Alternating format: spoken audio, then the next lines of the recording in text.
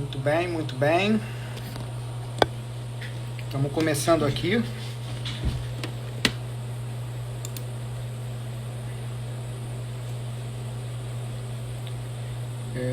Estou começando aqui. Consegui entrar no Instagram da Sojima. Cara, tô ficando muito craque no Instagram. E acho que o pessoal já está me vendo aqui online. Eu vou esperar o Dr. Marcelo. E, né, para quem conhece a Sojima, né, a Sojima é Sociedade de Ginecologia e Mastologia do Rio de Janeiro, né? É um pouco diferente das sociedades, né? Ou de mastologia, ou asgorge, ou enfim, que tem aqui no Rio de Janeiro. É uma sociedade que tem uma vocação de educação médica continuada e vocação de saúde, né? E ela tem várias... O Marcelo entrou aqui, hein? Pô, tá campeão, hein, Marcelo?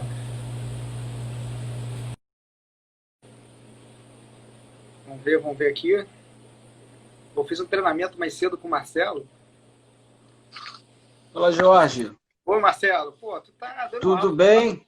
Tudo bem, graças a Cara, Deus. essa tecnologia não é pra mim, não. Tô aqui pra ser um... Pô, eu consegui entrar no Instagram da Sojima. Ele falou, não, vamos fazer pelo Instagram da Sojima.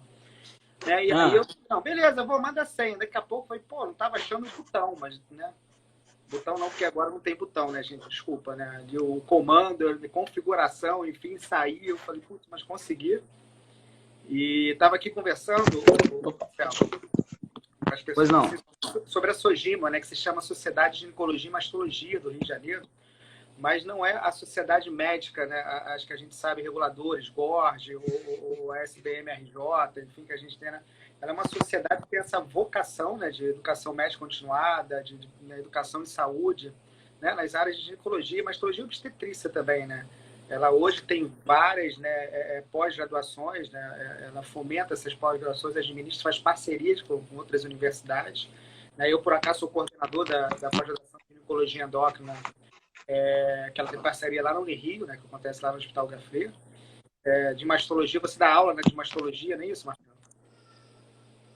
Perdão. Não, eu sou preceptor da residência e eu dou algumas aulas para reciclagem na Sociedade Brasileira de Mastologia. Nosso curso da SBM Rio.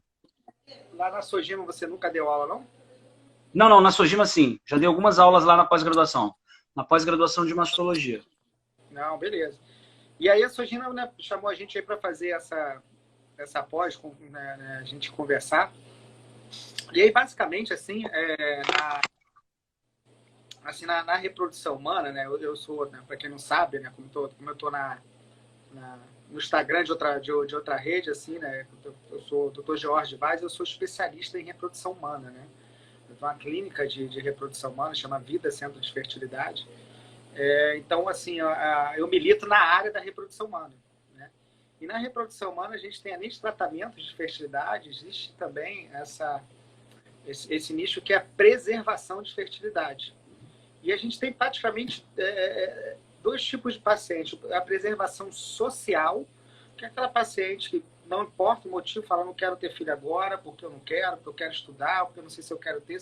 Então, não existe uma motivação, a gente chama social. E ela congela para essa questão da idade e a fertilidade. Né? A gente né, conhece bem essa questão de idade e fertilidade. E aí ela é uma maneira de parar o tempo. Agora, existe outro, né, que a gente tem o termo que a gente usa, se chama preservação para oncofertilidade. Quem são essas oncofertilidades? São pacientes que vão se submeter a algum tratamento de câncer e esse tratamento, enfim, vai prejudicar a fertilidade dela. Geralmente são quimioterapia ou radioterapia pélvica, ou eventualmente vai fazer alguma cirurgia, e eventualmente pode ter uma agressão ovariana, assim, mas a grande maioria são quimioterapias. E aí, Marcelo, quando eu sugeri a live, enfim, o que acontece lá na clínica? A grande maioria da oncofertilidade, eu obviamente não vou conseguir te dizer aqui a porcentagem, mas é claro, né, que a grande maioria, batendo para 90%, são pacientes com câncer de mama. Né? E eu queria que você me contasse um pouco por que, né, eu não sei se está mudando a prevalência, as pessoas estão deixando para ter filhos, eventualmente em áreas de câncer, porque assim,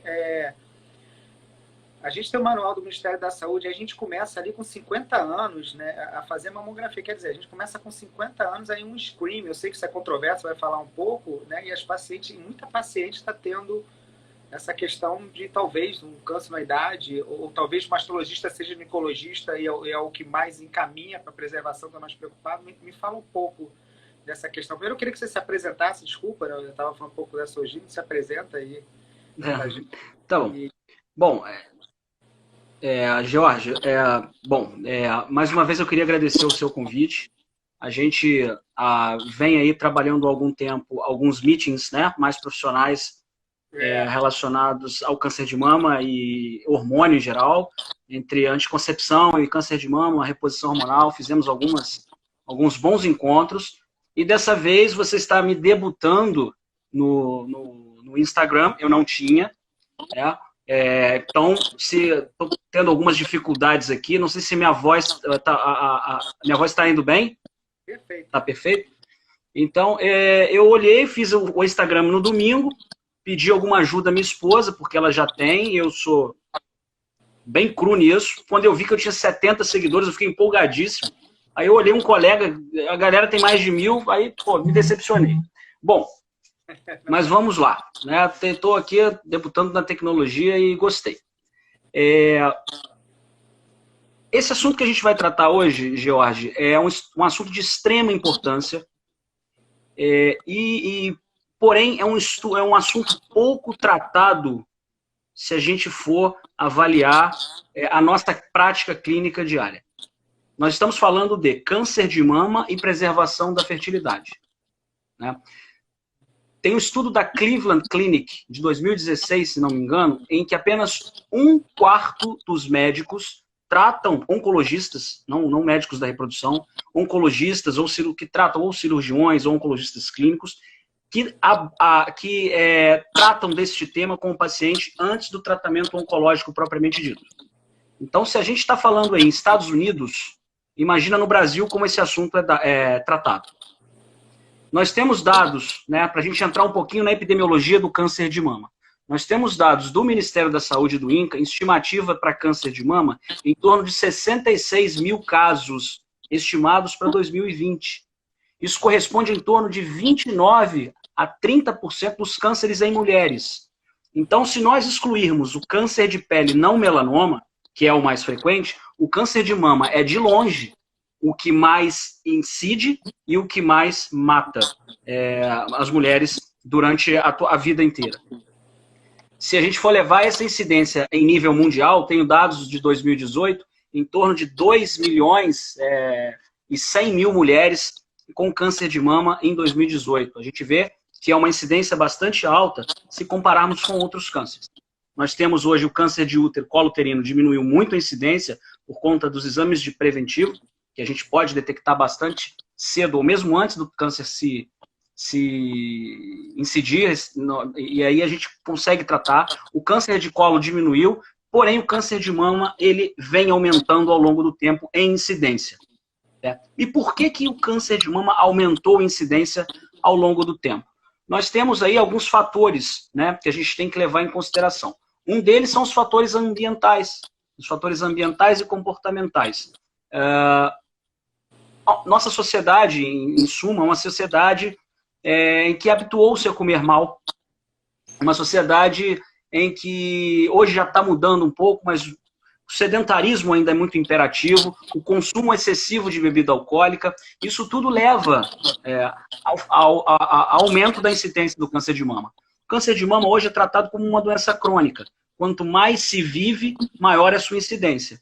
Então, os fatores de risco para, por exemplo, diabetes e hipertensão, muitos deles estão também associados a câncer. E câncer de mama não é diferente. Então, nós temos os fatores comportamentais, nós temos alguns fatores de risco para câncer de mama dentro da história reprodutiva da mulher, e aí entram alguns fatores como uso de anticoncepcional, nós já debatemos isso, não é para criar nenhum medo o uso de anticoncepcional, mas existe uma associação hormonal com o câncer de mama, terapia de reposição hormonal na pós-menopausa para sintomas climatéricos.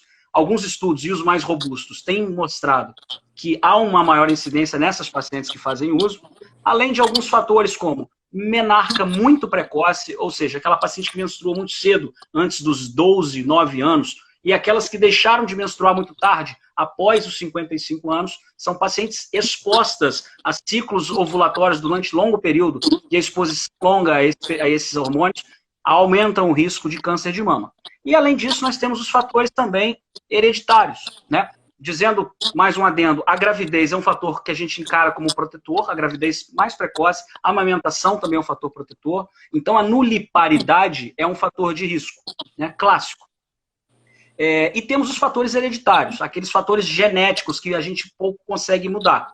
Em torno de 10 a 15% dos cânceres de mama hoje são hereditários, são pacientes que herdam o gene que vai desenvolver o câncer de mama,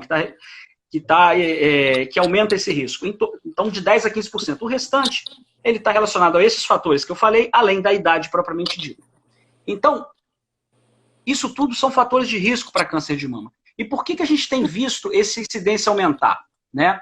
Além disso tudo, desses fatores comportamentais, nós temos também, e isso aí é um fator que nós consideramos, o aumento, né, da possibilidade de rastreamento, ou seja, a disseminação e a possibilidade de exposição de mamografias de boa resolução, de exames de ultrassonografia e ressonância magnética. Nós temos esses exames hoje mais disponíveis.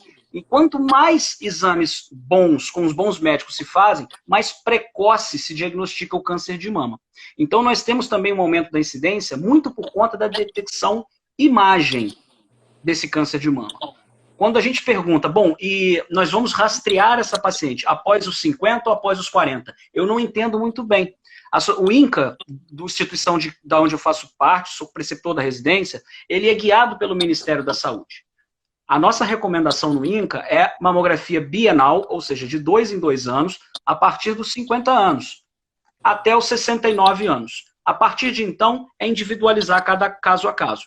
Porém, a Sociedade Brasileira de Mastologia, ela recomenda que o rastreio seja feito a partir dos 40, anual a partir dos 40, porque existe um risco, sim, e esse risco é um pouco menor, dos 40 aos 50 anos. Então, há rastreamento pela Sociedade Brasileira de Mastologia a partir dos 40 anos, anual. E assim, a gente detecta alguns casos de câncer, e o grande problema, o grande questionamento são aquelas pacientes que descobrem um câncer muito inicial e que talvez aquele câncer nunca fosse se desenvolver, mas o diagnóstico está feito.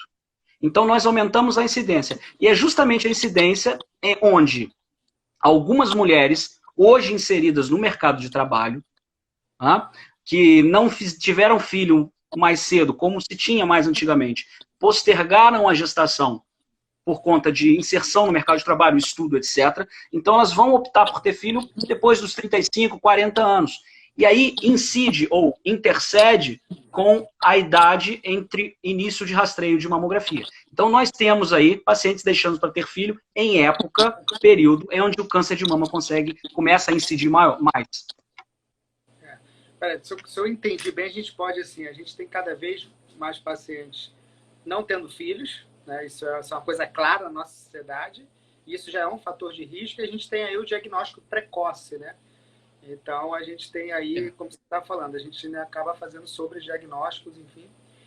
E aí, eu vou te falar uma coisa, Marcelo, eu estou aí já com 40, 41, então faço a reprodução humana, né? Eu estudei fora um tempo, cheguei no Brasil de novo, acho que 2005, né? Eu fui estudar no grande centro de reprodução humana, então assim, estou aí 15 anos já militando na reprodução humana, e ali entre 2005 e 2010, né, tanto lá na UERJ, em outros lugares, eu tinha acesso a um oncologista, eu queria falar, eu tomei alguns foras na minha vida, né? Falei assim, pô, preservação de fertilidade, até que, né, as pessoas, eu já tomei alguns foras, assim, obviamente, desse nível, falei assim, cara, eu estou preocupado em salvar a vida da paciente, você com esse papo de preservar para ver, ela tem que sobreviver. E eu percebo que isso mudou muito, né? Eu já acho, né, apesar que você apresentou os dados, isso mudou muito. Mas, assim, em termos de consultório, como é que essa abordagem, como é que, assim, você está de frente com uma paciente, eu imagino que deve ser um pouco uma série de coisas que você tem que tratar. Você fez um diagnóstico de câncer, isso não é para qualquer um, né? Essa palavra assusta por si só, né? E aí você tem que conversar com ela de tratamento, prognóstico, sobrevida, enfim, como é que é essa abordagem? Ela é fácil, ela é simples, ou ela não acontece? Como é que você vê essa questão do diagnóstico e começar com o paciente a fertilidade? A primeira situação que ocorre, George, é você estar diante de um exame alterado ou de uma anormalidade ao exame clínico. Porque muitas mulheres com idade anterior aos 40 anos, ela geralmente descobre alguma coisa porque palpou. Em geral, os tumores nas mulheres mais jovens são mais agressivos. E como não está na idade de tratamento de mama, obviamente,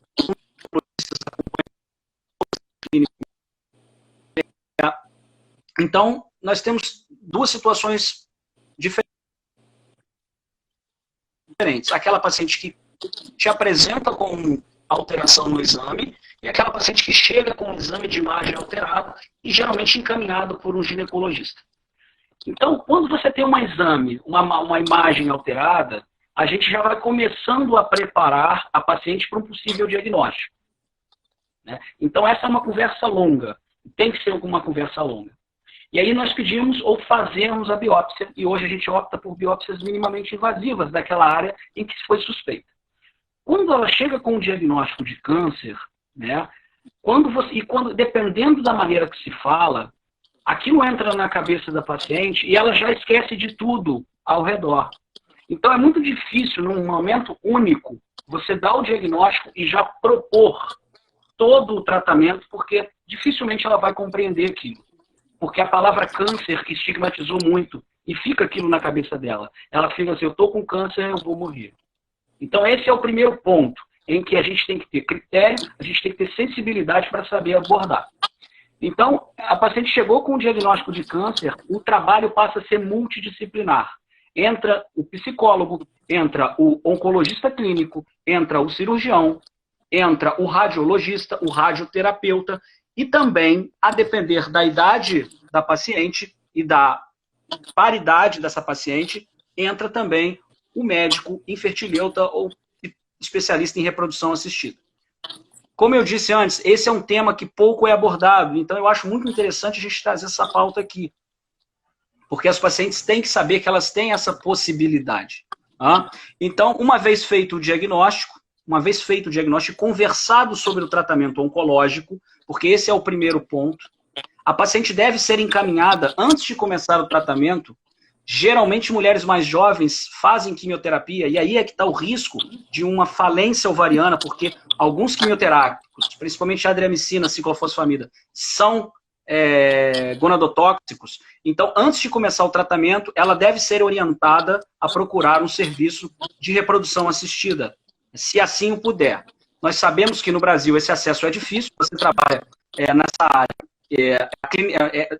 o tratamento é privado, os planos não cobrem. Nos Estados Unidos, nem todos, alguns seguros de saúde cobrem, outros não. Então, nós temos muita dificuldade de acesso. Então, na rede pública, por exemplo, George, é difícil tratar desse tema, porque as pacientes não têm esse acesso, porque o SUS não paga. Mas é uma abordagem que tem que ser calma, tranquila, e a paciente saber que existe essa possibilidade, e é justo que ela tenha essa possibilidade. Além de preservar a sua fertilidade, métodos para tentar bloquear a toxicidade ovariana quando feita uma quimioterapia neoadjuvante ou adjuvante. Isso é bem interessante. A gente acaba aqui no Rio de Janeiro, a gente não tem um sistema público. Alguns estados da federação, você tem até o laboratório, o serviço de reprodução humana assistida, de fato, mas o Rio de Janeiro, infelizmente, não tem. E assim, aquela paciente talvez não vai poder ser encaminhada para um serviço de reprodução humana, né? Que a gente vai falar um pouco, o ideal é a gente trabalhar com congelamento de óvulos, enfim, a gente chega lá, mas a gente tem outros recursos, algumas mensagens, eu não sei a porcentagem, mas com certeza assim, nem toda paciente ela vai entrar em insuficiência reprodutiva ou insuficiência ovariana, né? Que a gente tem a questão aí tanto da perda da função reprodutiva como a perda da função hormonal, né? Que é uma coisa que acontece depois da perda reprodutiva, né? Quando você já não consegue mais reproduzir. Então, você me conversou em tipos de quimioterapia, então, assim, e a gente tem outras coisas, né? A gente consegue um pouco, né, tentar abrandar essa questão. Toda a quimioterapia acaba de vez, acaba 100%, não tem o que fazer. Fazer o quimioterapia, Não. acabou. Não fez quimioterapia, já não tem mais o que fazer. Como Não é bem assim. Nós temos algumas possibilidades e teve um trabalho publicado no JCO da Lambertini, se eu não me engano, em 2018 também, que avaliou o uso de agonistas GNRH, né? Os estudos, é um compilado de estudos porque é uma meta-análise, e mostrou que as pacientes que fizeram o inibidor de gonadotrofina, né, o análogo de gonadotrofina, junto à quimioterapia, essas pacientes tendem a ter uma menor falência ovariana. Então, é uma boa proposta para aquelas pacientes que não podem, por exemplo, ou não têm condição de fazer uma criopreservação ou uma preservação de embrião. Essas pacientes fazem uma proteção ovariana e o dobro dessas pacientes, elas vão conseguir preservar se a gente fizer uma comparação ao grupo controle que não usa, né?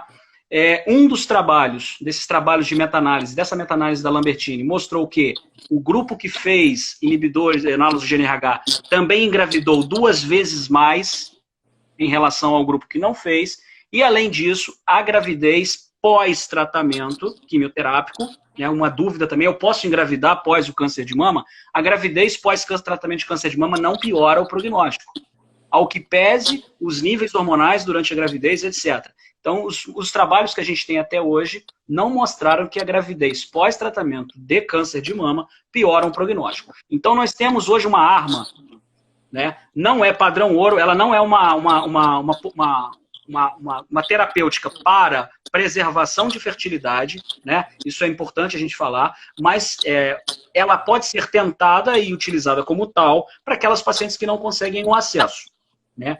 E além disso, ela pode dar, mesmo que essa paciente não venha engravidar, ela dá uma funcionalidade ovariana pós-tratamento, e isso vai impedir alguns sintomas, principalmente relacionados à menopausa precoce, pacientes de 35, 30 anos. É importante dizer que essas medicações feitas junto com a quimioterapia, ela é mais efetiva em pacientes mais jovens. Então, as pacientes mais jovens, quando abordadas desta forma, geralmente é feito 1 semana antes da quimioterapia, a proteção do ovário, elas voltam a menstruar e voltam a ovular na grandíssima maioria das vezes. Tá. Deixa eu te fazer uma pergunta. Você me explicou que a gente tem quimioterápicos que são mais, vamos dizer, mais tóxicos, né, ao ovário, a questão dos óvulos. Mas isso você tem como mudar, por exemplo, se for uma paciente que chegou para você, doutor Marcelo, tenho 30 anos, meu sonho é ser mãe, infelizmente eu não tenho como ir para uma clínica de reprodução assistida, ok? Você já me falou que vai tentar essa questão de fazer os análises, são uma medicação que a gente até consegue, né, pela Secretaria de Saúde, mas tem, por exemplo, nesses casos, o protocolo padrão é o que é tóxico, né, que é, vamos dizer assim, tóxico, né? Você consegue trocar por protocolos que não são tão tóxicos assim, mas, por exemplo, daria algum risco de tratamento, ou você sempre escolhe o melhor protocolo e isso não pode ser discutido? Assim? Isso é uma pergunta sensacional. É excelente essa pergunta que você está fazendo, Jorge. Porque é o seguinte, nós temos o protocolo de quimioterapia, ele tem um protocolo padrão, mas ele pode ser substituído de acordo com a biologia tumoral da paciente. O que nós temos que fazer, principalmente com as pacientes mais jovens, é pensar, obviamente, na primeira situação, é tratar o câncer, né? O carro-chefe do tratamento, ou pensando fertilidade de tratamento, o carro-chefe aí é o tratamento oncológico. É porque ele é que vai colocar em risco a vida da paciente. Então, nós tínhamos antigamente o esquema CMF, né, que é muito é muito tóxico ao ovário. E hoje em dia nós temos um padrão que é a antraciclina com ciclofosfamida, seguido do taxano, né? As pacientes falam a vermelha e a branca. Principalmente a vermelha, ela é gonadotóxica. A ciclofosfamida e a antraciclina, ela é gonadotóxica por vias diferentes, mas ela tem esse padrão. e raramente a gente omite este tratamento, esse padrão de quimioterápico, principalmente em pacientes abaixo dos 50 anos. E aí, dependendo da imunistoquímica, então, por exemplo, em tumores triplo negativos, que são os mais agressivos, nós não temos como deixar de fazer. Existem esquemas menos tóxicos, você pode fazer aí um esquema menos tóxico, mas, em geral, para os pacientes mais jovens, antes dos 40 anos, antes dos 50 anos, em suma, essas drogas entram como arsenal terapêutico. Não, então tá. Outra coisa que eu gostei que você falou, para não entrar muito, essa questão da gravidez, né, pós-tratamento. Então, assim, cenários que a gente tem. Uma paciente que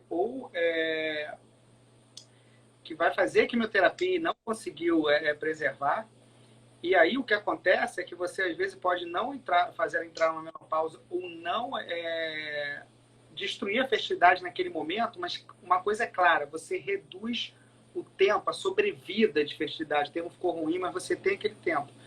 E aí, por exemplo, se eu estivesse do lado de cá e uma paciente falasse isso, eu falaria, pô, então você tenta engravidar logo após a quimioterapia. Obviamente, estou falando um pouquinho. Existe alguma coisa...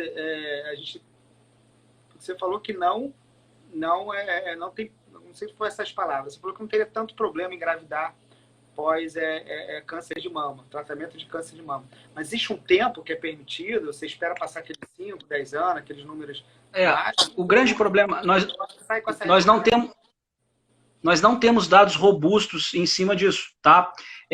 As pacientes que a gente chama de triplo negativo, aquelas que não têm um tumor com receptor de hormônio, elas vão fazer cirurgia, quimioterapia e só. Essas pacientes não vão fazer tratamento hormonal, que é um comprimidinho que se usa por 5 ou 10 anos, a depender da agressividade da doença. Então, essas pacientes triplo negativos que a gente fala, ou HER2, mais receptor hormonal negativo, essas pacientes, em geral, a gente posterga a gestação dela em 2 ou 3 anos. Não temos dados, digo assim, tente engravidar depois de 2, 3 anos. Por quê? Porque a recidiva nessas pacientes, nesse tipo de tumor, eles ocorrem geralmente no terceiro, até 3 a 5 anos. Então, antes de 3 anos, 2, 3 anos, aí diverge a literatura, a gente orienta a paciente a evitar a gestação. Tá? Mas aí nós temos também que a maioria dos casos, mesmo em pacientes mais jovens, tumores luminais, que são aqueles tumores que têm receptor de hormônio. Então, essas pacientes, sob o júdice de alguns grandes trabalhos, por exemplo, o NSBP-B20, etc., que usou o hormonioterapia em adjuvância, mostrou que essas pacientes se beneficiam muito. Então, pacientes mais jovens, elas usam ou 5 ou 10 anos de hormônio. E esse hormônio, apesar de não ser um anticoncepcional, ele em si, ele dificulta a fertilidade. A paciente, ela entra num sintoma de menopausa, ela tem alguns sintomas de climatério e dificulta essa paciente engravidar. Nós não temos dados sobre parar o remédio e engravidar. Nós temos um estudo em andamento que chama estudo, se eu não me engano, Positive, que está avaliando suspender o tamoxifeno 2 anos após o uso e gestar. E vai avaliar se essas pacientes têm o mesmo prognóstico. Prognóstico é o quê? A gente está numa live que não é todo mundo que é da área que está vendo. Prognóstico é avaliar, né, se aquela doença vai voltar ao longo de um tempo, né, se vai ser igual das pacientes que suspenderam o hormônio e engravidaram e aquelas que continuaram o hormônio. Então, a gente não tem dados robustos sobre isso ainda. Mas eu acho que o andamento da coisa é para que, no meu entender, vendo trabalhos retrospectivos, é que vai ser seguro suspender a medicação para tentar uma fertilidade o mais próximo possível. Por quê? O paciente vai fazer 10 anos, a paciente com 30 anos, ela não vai esperar 10 anos passar para engravidar. Né? Porque aí a fertilidade dela provavelmente vai diminuir muito. E nós temos dados de que a gravidez é segura no cenário de triplo negativo, principalmente. Esse estudo POENS, se eu não me engano, o POENS é que ele avaliou o GNRH e as pacientes que engravidaram, o prognóstico é muito semelhante às pacientes que não tiveram câncer de mama, às pacientes que não engravidaram.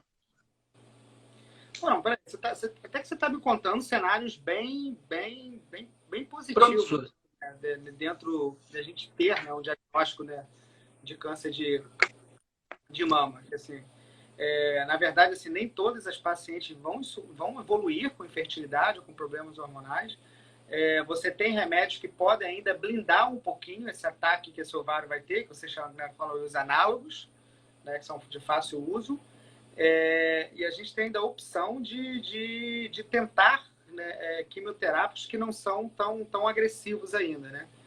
E que a paciente que é jovem, que no caso seria o público dessa live, né? Seria a paciente que é jovem, com CA de mama, e pensa em ainda ter filhos, ainda não fechou essa questão da prole, que a grande maioria dela é triplo negativo, nem vocês estão falando? São tumores? Não. A grande maioria é luminal. São tumores receptores de hormônio positivo, assim como é após os 50 anos. Só que a incidência de triplo negativos é maior. Mas os luminais continuam sendo a grande maioria, 80% dos casos. Ah, não, eu tinha entendido que eu dizia a grande maioria era negativa e a gente não teria problemas hormonais, que é o grande medo que a gente tem, porque a gravidez não tem jeito. Ela vai jogar os níveis hormonais aí para cima, a gente fica sempre confuso. Mas mesmo assim, você está me falando que, pelo olhar da mastologia, apesar de a gente não ter grandes estudos, bom, mas o que a gente vê é que não existe tanto problema assim. A gente fica... A gente tem algumas seguranças aí que você falou, 2, 3 anos, a gente não tem dados, mas a gente começa a vislumbrar estudo, né? Quando você começa a vislumbrar estudos, é que você fica já com um pouquinho de segurança, né? Óbvio.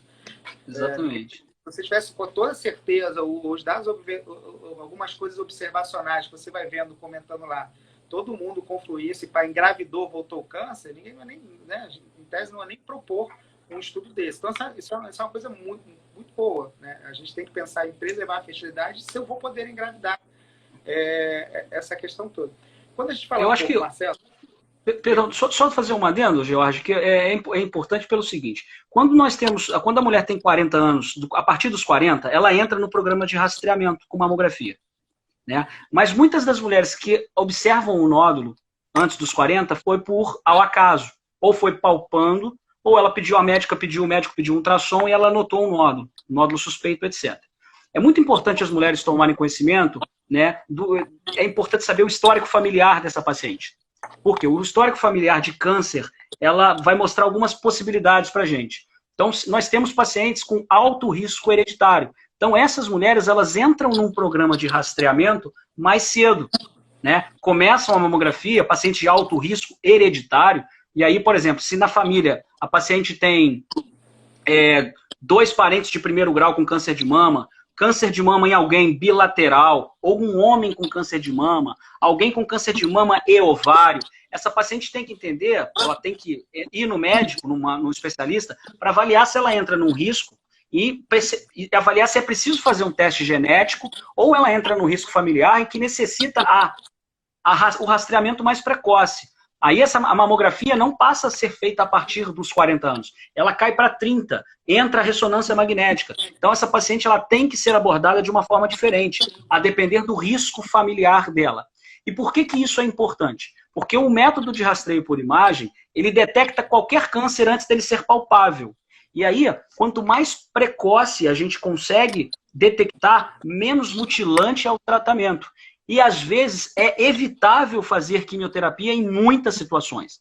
Nós temos hoje outra ferramenta que não é muito... a gente não tem muito hoje disseminada no Brasil porque é cara, mas nós temos, por exemplo, eu sou speaker da Genomic Health e eu tive nos Estados Unidos avaliando e por dentro desses trabalhos. Hoje em dia, muitos tumores luminais que a gente fala, tumores receptores hormonais negativos, quando a axila está negativa, essa paciente, mesmo com menos de 50 anos, ela não vai precisar fazer quimioterapia se tiver baixo risco genético, né? Num campo em que a maioria fazia 20, 30 anos, 10 anos atrás, hoje a gente já está pensando em não fazer. E isso tem um impacto importantíssimo. Quando essa ferramenta for mais disseminada aqui no Brasil e abaixar o custo, porque hoje uma avaliação tumoral genética custa em torno de 12 a 14 mil, e ainda é muito custoso. Quando a gente tiver isso aí amparado pelos planos, ou até pela rede pública, vamos fazer aí um trabalho no INCA com ele, nós vamos deixar de fazer quimioterapia em muitas pacientes. E aí você vai ter um menor impacto sobre a fertilidade delas. Isso é excelente, né? Aliás, tem que ficar claro, assim, né? O câncer de mama, aquela que vai ter problemas de fertilidade, é aquela que vai fazer quimioterapia. Né? Eu até falei no começo. Exatamente. Você poderia ter a radioterapia, às vezes a cirurgia, mas a radioterapia, se ela for pélvica, né? E óbvio, a mama claramente não fica perto da pelve, que seria mais abaixo. E a outra cirúrgica também, quando você vai abordar cirurgicamente, você também passa longe dos ovários, né? Então seria mais para cânceres, né? Às vezes até ovariano, que você... Né, ovariano, sim. Vai ser difícil, que os ovarianos são agressivos. Assim, no caso de cirurgia, são poucos. Ou porque vai retirar o ovário, propriamente dito. Você pode retirar se nós pensarmos em câncer de ovário, George, a incidência de câncer de ovário é numa idade geralmente um pouco mais avançada, né? As pacientes que são mutadas, elas geralmente tendem a ter um pouco mais cedo, né? O BRCA1, por exemplo, entre 35 e 40 anos. Mas antes disso é muito difícil, né? Você ter carcinoma invasivo, um carcinoma de ovário nessa idade fértil. Indicado a retirada. Você pode ter aí um uterino ou de colo que alguém né, indicou a retirada do ovário. Né? Uma castração cirúrgica. Ou especificamente, a questão que você falou do BRCA1, BRCA2, tem um que está indicado, se não me engano, é BRCA2, né? Que está indicado aí você também fazer a ovarectomia profilática. Na verdade, os dois. Né? O risco de câncer de mama, quem é mutado BRCA1, é o caso emblemático da Angelina Jolie.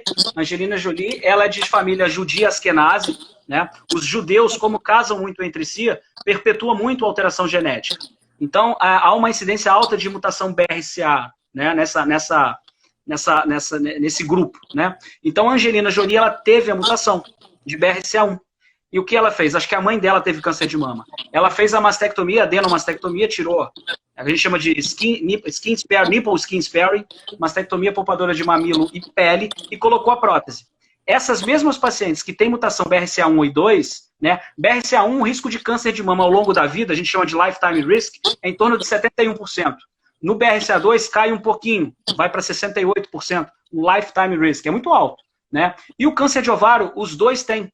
Né? Tanto BRCA1 quanto BRCA2. Só que no BRCA2, ele tende a ter o câncer de ovário 8 anos mais tarde em relação ao BRCA1. Então, a orientação hoje do NCCN, né, que a gente, americano que a gente segue, é fazer a profilaxia, a ressecção dos ovários, BRCA1 entre 35 e 40 anos, e no BRCA2 entre 40 e 45. Ou seja, mesmo nas pacientes mutadas, ainda há uma possibilidade da gente tentar preservar a fertilidade para que essa paciente, depois de gestar, venha tirar os ovários.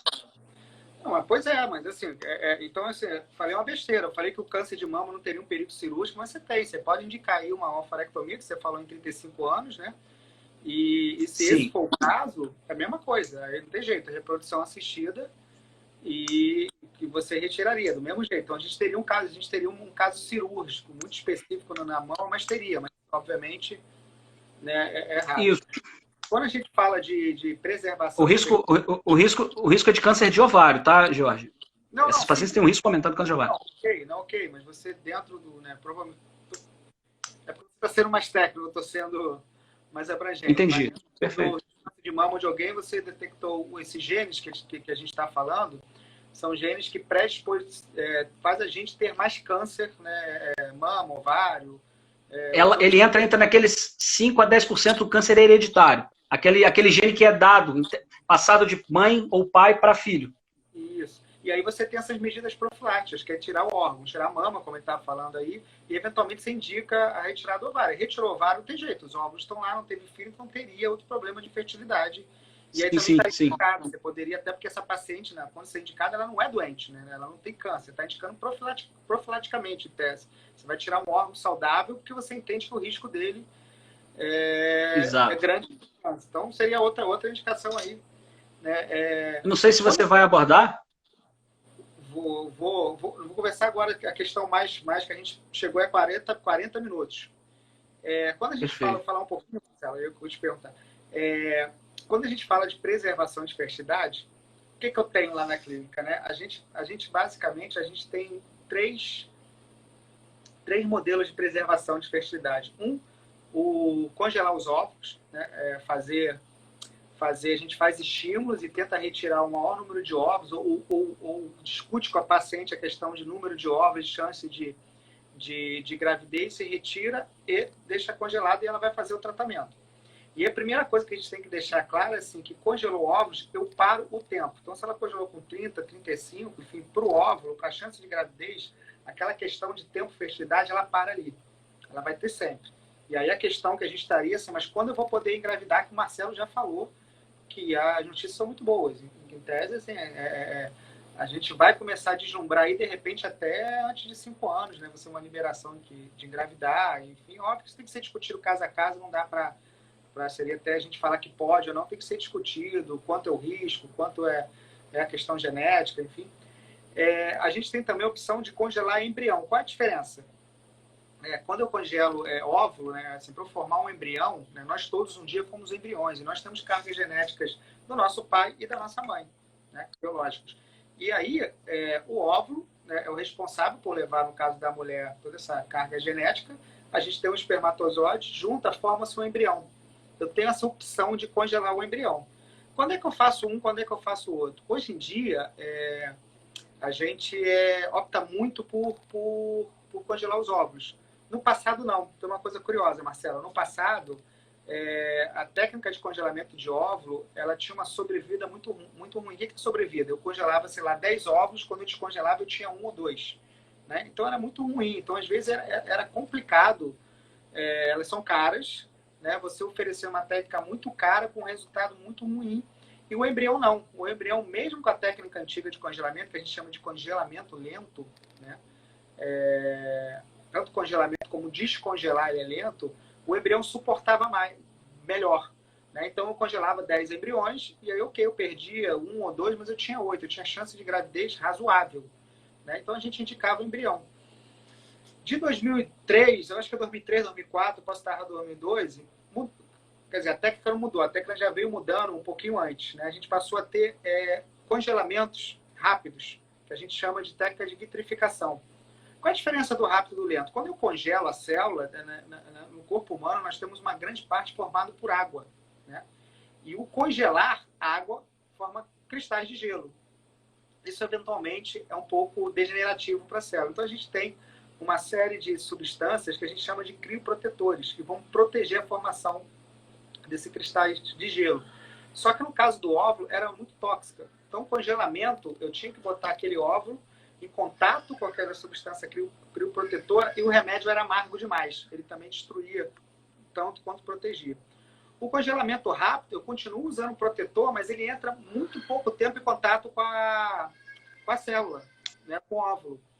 E aí eu passei a ter o ganho de proteger o ovário, o óvulo, e não ter o malefício de perder tantos óvulos, essa toxicidade desses crioprotetores.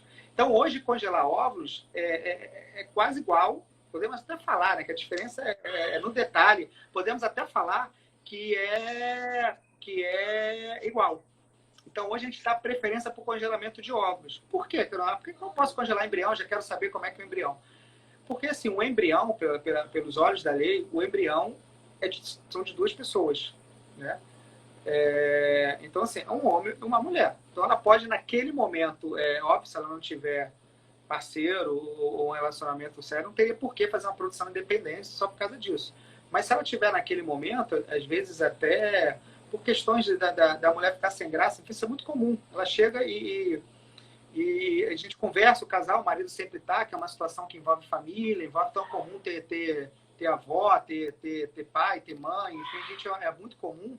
E aí, quando chega lá, não, vamos logo fazer o embrião. Né? É a situação que eu fico ruim, porque eu tenho que ser um pouco advogado de diabo. Eu falo, eu não faria isso se fosse você. Porque eu não sei o que vai acontecer lá na frente. Óbvio que ninguém está torcendo que o casamento se acabe, que o relacionamento não se acabe, enfim. Mas, assim, a gente vê as coisas acontecerem. Se ela voltar naquele momento, Deus me livre, passa por um câncer. E, eventualmente, passa por uma separação. Porque a gente, isso pode acontecer com qualquer um. Né? A gente não quer... E aí, quando ela estabiliza a vida, enfim, você já vou ter, de repente, uma produção independente, eu tenho meu embrião. Quando eu vou lá, ela não tem mais autorização do, na época, marido. Né? Não tal. E aí a gente fica infelizmente, isso acontece. Infelizmente, acontece do homem separar após um tratamento de oncológico. Infelizmente, é muito comum. Era isso que eu ia falar. Eventualmente, a gente vê, não é querendo botar a culpa ao homem ou mulher, mas É comum quando a gente tem um problema que vai interferir na funcionalidade do casal e deve interferir questões, de repente, estética, sexualidade, ou você passa a ver. Então, assim, independente, quando a gente tem um problema, a gente pode ter desfechos ruins no caso de casal, de separação. Então, é uma coisa que pode acontecer. Então, a gente não aconselha, óbvio, que a paciente. E a outra coisa que a gente tem é o congelar o ovário, o tecido ovariano propriamente dito. O que aí não vai necessitar de uma estimulação, né? É algo que tem que ser levado em conta, né? Não se estimula. Não, depende. Se você repor, no caso do câncer de mama em si, se eu optasse por retirar o ovário, eu ia recolocar ele, que a gente chama ortotópico, no mesmo lugar que eu tirei. Né? Então eu aprendi não no mesmo lugar, mas num lugar onde a trompa tivesse na funcionalidade e você poderia eventualmente ter uma gravidez natural. Né? Na verdade, a gente tiraria o ovário, congelaria, você faria todo o processo de químio, liberaria ela para engravidar, a gente depois descongelaria o ovário e colocaria o ovário bem na região pélvica, né? E eventualmente assim. Mas dependendo de qual for o lugar, poderia ter sido uma radiação pélvica, por exemplo, né? Que você já não tem aquela funcionalidade das estruturas pélvicas, né? Da gravidez dos órgãos genitais internos. E aí você eventualmente vai ter que botar em outro lugar, em tecido subcutâneo, enfim, e aí você tem que estimular, não tem jeito. Você estimula para pegar o óvulo e fazer fertilização in vitro, né? Assim, ela está evoluindo bastante, né? Hoje está até discussão se a técnica é instrumental ou não instrumental, porque a gente tem assim, bastante nascidos vivos, assim, né? E uma técnica ela deixa um pouco de ser experimental, né? Óbvio que isso não é uma regra. Quando nasce o primeiro filho do filho de alguém que nasceu de alguém daqui. Apareceu.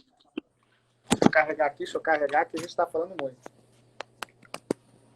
Né? E nasceu o primeiro filho dessa pessoa. Né? Então, assim, ela deixa de ser experimental. Então, assim, ela é experimental por definição, né, técnica, mas a gente já não vê ela como experimental. A gente precisa divulgar ela um pouco. Obviamente, toda vez que a gente tem uma técnica, a gente já faz muito, entra uma nova, que vai envolver cirurgia, ou laparoscopista, botar, enfim, mas eu acredito que ainda vai vir bastante. Né? Então, assim, é bem favorável. Só que agora, voltando para você, Marcelo, o que acontece? Quando eu vou fazer um congelamento de óvulos, eu vou dar dose, é uma coisa que ela muito pergunta. Às vezes, o mastologista pergunta para a gente. Eu dou doses de gonadotrofina. A gonadotrofina são hormônios que são produzidos, né, por glândulas aqui perto do cérebro, que vai dar a ordem do ovário produzir hormônios. E quem são esses hormônios? O estrogênio e a progesterona. Só que, ok, Jorge, isso ela está produzindo, não, mas ela produz em doses hiperfisiológicas. Vou falar assim, em termos astronômicos, né? Isso é sempre um motivo de desconforto. Você estava me contando das questões dos triplos negativos, enfim, provavelmente você teria mais medo dos que respondem ao hormônio. Os outros eu não teria problema se fosse triplo negativo, não teria problema de usar de fazê-la submeter a uma dosagem suprafisiológica desses hormônios que, em tese, poderiam trazer malefício para ela. Ou não faz diferença, para você pouco importa. É uma outra questão conflitante. Você tem um medo da gente ali, quando vai para a reprodução, hormônio. É uma outra questão conflitante, porque para você estimular os folículos, o ócito, você precisa fazer uma dose de gonadotrofina e o ovário acaba produzindo uma quantidade de estrogênio 20 vezes maior do que o basal. Então, em tumores triplo negativos, aparentemente, se for considerar fisiopatologia, eu não vou me preocupar. E em teoria também, se eu tenho um tumor receptor hormonal positivo, eu esperaria que aquele estrogênio em dose cavalar no sangue, ele vai estimular o tumor. E aí eu poderia estar piorando o prognóstico dessa paciente. Não é isso o raciocínio? Não, esse é o raciocínio. Esse é o raciocínio fisiológico. Pois é, e aí o que acontece? Eu andei lendo já alguns trabalhos que tratam disso. Nós não temos, e a literatura ainda é conflitante, se mesmo que você tenha uma dose aumentada, o curto espaço de tempo que se faz essa medicação, você não interfere no prognóstico, mesmo nos tumores luminais. E alguns trabalhos fazem também, e aí eu não sei se é na prática clínica vocês fazem, é associar um inibidor de aromatase, que é um bloqueador na mama, ou no periférico, ou tamoxifeno, concomitante ao uso da gonadotrofina, para você diminuir geralmente é um inibidor de aromatase, porque você sobe, né, o nível e evita a conversão. você diminui a exposição da mama ao estrogênio. Então, esses trabalhos, eles têm mostrado, né? Óbvio que são trabalhos pequenos, na maioria das vezes trabalhos observacionais ou retrospectivos, não houve, né? Nós não temos dados robustos, mas não houve qualquer interferência em prognóstico quando se faz estimulação ovariana para preservação de óvulos. Também é um cenário legal. Não tem uma coisa boa, mas a gente se preocupa. E aqui na parte da reprodução humana se publica bastante. Então, em via de regra, a gente tenta sempre usar protocolos, como você já citou, as drogas, né, que vão proteger um pouco a exposição dessa paciente. Os protocolos funcionam bem. E aí, que coisa curiosa, os remédios que eventualmente, né, você usa para tratamento de câncer de mama, e várias vezes quando a gente prescreve, ela puxa a bula e fala, doutor, você está me dando um remédio para câncer, enfim, mas o tamoxifeno, o letrozol, né, que você está falando, que são justamente remédios que você usa no seu pós-tratamento efetivo para você diminuir, né, esse espaço hormonal que ela vai ter, esse contato hormonal, esses remédios são capazes de me ajudar a ovulação. Então, assim, é uma coisa legal, eu consigo pegar ele e fazer você ovular, a gente usa eles nos protocolos. Outra coisa que eu tenho, Marcelo, assim, o que acontece muito na minha clínica, porque assim, a gente chega com faca no pescoço, com tempo. Então, assim, às vezes a paciente é comum, tá secretária, vai falando, doutor Jorge, tá sem vaga, sei lá, tá para aqui 3 semanas, nem para aqui 2 meses, tomara que, né, esteja sempre, né, cheio, ir para lá, mas ela é uma paciente que, né, é oncológica, fala que tem que fazer urgente, enfim, a gente opa, encaixa. Então, assim, já começa muito essa questão de tempo para fazer a quimioterapia. E quando chega, às vezes, né, eu já até conversei com você, ela não chega já do mastologista, chega do oncologista, que eu acho que vai prescrever a quimioterapia, que vai acompanhar ali. Ela já chega, passou, enfim, e hoje é dia 20, por exemplo, sei lá, vai fazer dia 10 de junho, ela vai começar aí o ciclo dela de quimioterapia. É sempre rápido, assim, do diagnóstico para a quimioterapia. Vamos falar um tumor que você indicou. Essa questão tempo, assim, é muito importante. Eu posso, eventualmente, de repente, chega alguém que vai fazer daqui no dia 25 e, digamos, daqui a 5 dias. Em 5 dias eu não consigo retirar óvulos. Mas ela, por um acaso, de uma amiga, conversa, vai lá, ela acabou entrando na clínica até sem vir oncologista. Será que eu poderia conversar com o colega e falar assim, no caso fosse você, falar, Marcelo, tô com a paciente tal, ela acabou vindo por aqui, eu não sei se você conversou um pouco, ou de repente naquele momento ela não conversou festividade, mas ela acabou vindo, enfim, a gente consegue aí trocar esse protocolo por mais 15 dias e para você me dar tempo, ou isso não? Geralmente a gente tem realmente, tem sempre corrente, está falando de câncer. Mas esse tempo, às vezes, de 1 semana, 2 semanas, ele é primordial mesmo? Eu não tenho nunca como negociar isso? Não, obviamente que não. É sempre possível, no meu entendimento, é sempre possível você dar esse tempo, esperar esse tempo para tentar fazer uma estimulação e uma preservação de ovócito ou de embrião. Porque quando você diagnostica, você cumpre alguma série de tarefas, como o estadiamento, o risco cirúrgico, se for necessário, né? Você tem que marcar a cirurgia ou a quimioterapia. Isso, por si, já demanda um tempo. E a paciente pode, em paralelo, avaliar a questão da reprodução. Não acho, e os trabalhos também não mostram, é óbvio que também não são trabalhos robustos, que esse delay de 1, 2 semanas, ou até um pouco mais, vai trazer algum impacto no prognóstico dessa paciente para frente. Pelo contrário, essas pacientes, se você conversar bem com o paciente, daquelas pacientes que gostariam de gestar pós-câncer de mama, aquelas pacientes que nulíparas, né, que, por exemplo, vai submeter a um tratamento oncológico, que futuramente planejariam uma gravidez, 90% delas vão querer engravidar. E a gente não pode tirar isso delas. A gente tem que dar essa oportunidade, né? Eu acho que esse tempo ele não vai basear em trabalhos pequenos. Mas o que nós temos aí de dados, por enquanto, é que nós não temos impacto em prognóstico você postergar um pouco esse tempo para fazer a estimulação ovariana. Quando não há uma possibilidade, você ainda, de repente, pode preservar o tecido, que você não precisa da estimulação, não depende do ciclo ovariano, né? Você tem também essa possibilidade dentro do rol de procedimentos. Daí você não posterga tanto. Mas eu não acho que vai impactar, tá bom, George? sou totalmente favorável a fazer e depois iniciar o tratamento. Porque às vezes eu posso eventualmente ligar para o colega e discutir, não é uma regra. Sem dúvida alguma, sem dúvida alguma. Isso é bom. Assim, sempre cabe, até porque antes do tratamento oncológico, você pode começar um tratamento outro, né? De repente, se for diagnosticado muito precoce, a cirurgia pode ser o primeiro tratamento, e aí dá esse tempo. A grande questão é quando se faz a quimioterapia antes, a neoadjuvância que a gente diz. Né? Daí a importância do rastreamento ou da consulta em médicos de rotina, para sempre que possível detectar muito precoce. Porque aí, de repente, nem quimioterapia é necessária. Então, Marcelo, eu vou passar algumas perguntas aqui, mas na verdade tivemos 10 perguntas, mas vou passar só umas 3, mas a grande maioria a gente acabou respondendo sem pergunta aqui. Uma é isso, quanto tempo depois do câncer de mama eu posso engravidar?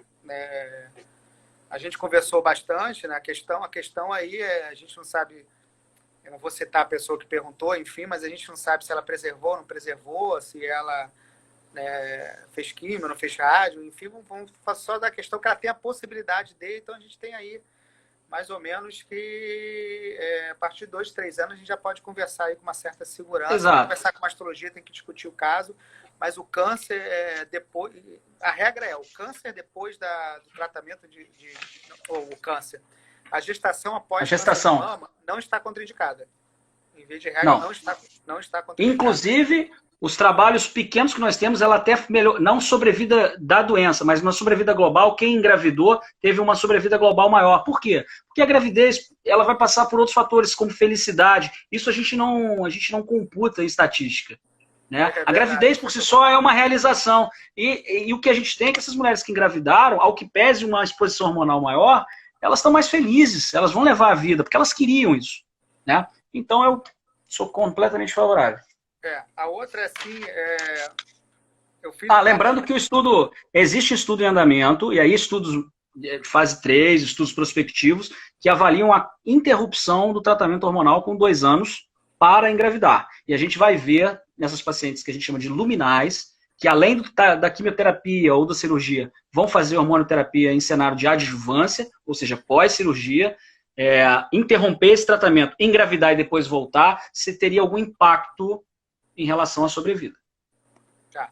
Tem outra aqui, Marcelo, nem vai dar tempo, a gente tem 2 minutos, de repente vai cair. Ela até perguntava, eu fiz o tratamento, fiz radioquímio, tirei a mama, mas não congelei, eu ainda posso engravidar? Assim, na verdade, a gente precisava saber se ela evoluiu ou não, né? Mas o seu conselho, você ainda tem ciclo, a gente falou em tese, diminuiu um pouco a sua fertilidade. Qual a idade dela? Não fala ela idade. Fala a idade? Não, as perguntas são bem rápidas, assim, são de... Se ela continua menstruando, o ciclo voltou, paciente mais jovem, provavelmente ela voltou à fertilidade, né? Há uma probabilidade grande, mas teria que ser avaliado. E se caso acabou, a gente ainda tem a opção de fazer doação de óvulos. A gente consegue pegar óvulos de outra paciente, que é outra discussão, outra live aí, mas em tese vai ser mãe. Bem tranquilo. Tá. Marcelo, deixa eu fechar aqui, queria te agradecer, mas fechar com as nossas coisas boas, que o câncer de mama assim, cada vez mais a gente está pegando precoce e a gente está cada vez mais não fazendo quimioterapia, não é isso?